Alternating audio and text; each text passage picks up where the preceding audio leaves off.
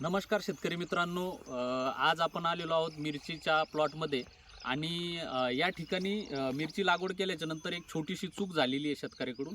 ती चूक म्हटल्यापेक्षा अति पाऊस झाला होता आणि त्याच्यामध्ये वारं हे जोराचं सुटलं होतं. त्याच्यामुळं मिरची ही काणी झाली होती, म्हणजे आडवी पडली होती. त्यामुळं शेतकऱ्यानं त्या प्लॉटला त्या ठिकाणी माती लावली आणि तो प्लॉट उभा केला.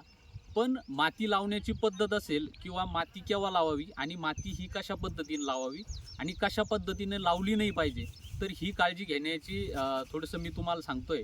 तर या ठिकाणी तुम्ही बघू शकता, तर ही जी माती लावलेली आहे शेतकऱ्यानं, तर ती अशा पद्धतीनं लावलेली आहे की त्याच्यामध्ये पूर्ण मल्चिंगचं जे तोंड असतं, मल्चिंगचं पूर्ण तोंड हे झाकून टाकलेलं आहे. तर याच्यामुळं काय होतं, मल्चिंग ही उन्हामध्ये जोरात तापते आणि मल्चिंग उन्हामध्ये तापल्याच्या नंतर यातून जे गरमपणा राहतो, जे हीट म्हणतो आपण, ते पास होत नाही इथून.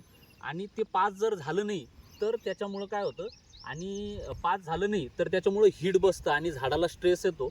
आणि त्याच्यानंतर अजून एक गोष्ट आहे, ही जर माती अशाच पद्धतीने इथं पडून राहिली तर त्याच्यामुळं काय होतं, जी झाडाची साल असते, झाडाची साल त्या दमटपणामुळं खराब होते आणि काही दिवसानं झाड हे मरून जात असतं.